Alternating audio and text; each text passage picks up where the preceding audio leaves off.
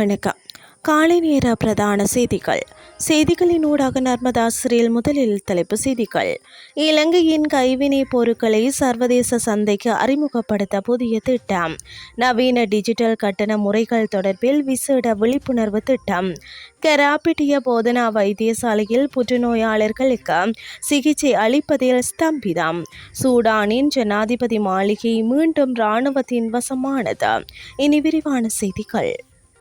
இலங்கையின் கைவினைப் பொருட்களை சர்வதேச சந்தைக்கு அறிமுகப்படுத்த உதவும் ஒரு திட்டம் ஆரம்பிக்கப்பட உள்ளது. இது இலங்கைக்கான ஐரோப்பிய ஒன்றிய நிறுவனம் மற்றும் ஏற்றுமதி அபிவிருத்தி சபையின் கூட்டு முயற்சியாகும்.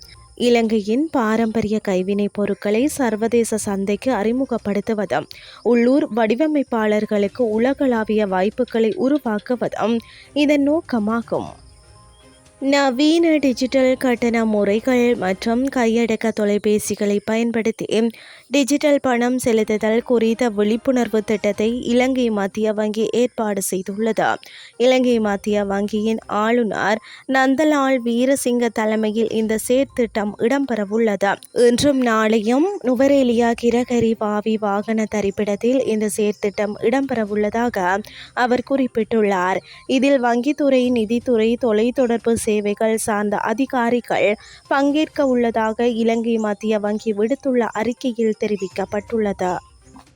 கராபிட்டிய போதனா மருத்துவமனையில் கதிர்வீச்சு சிகிச்சை இயந்திரத்தை பயன்படுத்தி புற்றுநோயாளர்களுக்கு புதிய சிகிச்சைகளை மேற்கொள்வது தற்போது ஸ்தம்பிதமடைந்துள்ளது. அரசாங்க கதிரியக்க தொழில்நுட்ப வல்லுநர்கள் சங்கம் இதனை தெரிவித்துள்ளது. கதிர்வீச்சு சிகிச்சை திட்டமிடல் கணினி அமைப்பில் ஏற்பட்ட கோளாறே இதற்கான காரணம் என அரசாங்க கதிரியக்க தொழில்நுட்ப வல்லுநர்கள் சங்கத்தின் தலைவர் சானக தர்ம விக்ரம தெரிவித்தார். எனினும் இந்த விடயம் தொடர்பில் அறிவதற்கு மருத்துவமனை அதிகாரியை தொடர்பு கொள்ள முயற்சித்த போதும் அது பயனளிக்கவில்லை என்பது குறிப்பிடத்தக்கது. மேல் சப்ரகமுவா, மத்திய, வடமேல் மற்றும் வடக்கு மாகாணங்களிலும் அனுராதபுரம், காலி மற்றும் மாத்தறை மாவட்டங்களிலும் பிற்பகல் 2 மணிக்கு பின்னர் மழை அல்லது இடியுடன் கூடிய மழை பெய்யக்கூடும் என வளிமண்டலவியல் திணைக்களம் எதிர்வு கூறியுள்ளது. மேல் சப்ரகமுவா மற்றும் வடமேல் மாகாணங்களிலும் காலி மற்றும் மாத்தறை மாவட்டங்களிலும் சில இடங்களில் 75 மில்லிமீட்டருக்கும் அதிகமான ஓரளவு பலத்த மழை பெய்யக்கூடும். கிழக்கு மற்றும் மோவா மாகாணங்களிலும் கம்பாந்தோட்டை மற்றும் பொலனறுவை மாவட்டங்களிலும் பலத்த மழை பெய்யக்கூடும். மேல் சப்ரகமுவா, மத்திய மற்றும் மோவா மாகாணங்களிலும் காலி மற்றும் மாத்தறை மாவட்டங்களிலும் காலை வேளையில் மூடுபனியுடன் கூடிய வானிலையை எதிர்பார்க்கப்படலாம். இடியுடன் கூடிய மழை பெய்யும் போது தற்காலிகமாக பலத்த காற்று மற்றும் மின்னல் தாக்கத்தால் ஏற்படும் சேதங்களை குறைக்க போதுமான முன்னெச்சரிக்கை நடவடிக்கைகளை எடுக்குமாறு பொதுமக்கள் கேட்டுக் கொள்ளப்படுகிறார்கள்.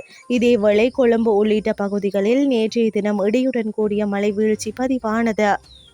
இனி வெளிநாட்டு செய்திகள். சூடான் இராணுவம் அந்நாட்டு ஜனாதிபதி மாளிகையை மீண்டும் கைப்பற்றியுள்ளது. துணை இராணுவ குழுக்கள் முன்பு ஜனாதிபதி மாளிகையை ஆக்கிரமித்திருந்ததாக வெளிநாட்டு ஊடகங்கள் தெரிவித்தன. 2023 முதல் சூடான் இராணுவத்திற்கும் துணை இராணுவ குழுக்களுக்கும் இடையே மோதல்கள் உள்ளன. சூடானின் மேற்கு பகுதி இன்னும் இந்த குழுக்களின் வசம் உள்ளமை குறிப்பிடத்தக்கது. இத்துடன் செய்திகள் யாவும் நிறைவடைகின்றது. அடுத்த மணித்தியால செய்திகளை இரவு 8:30 எதிர்பாருங்கள். நன்றி.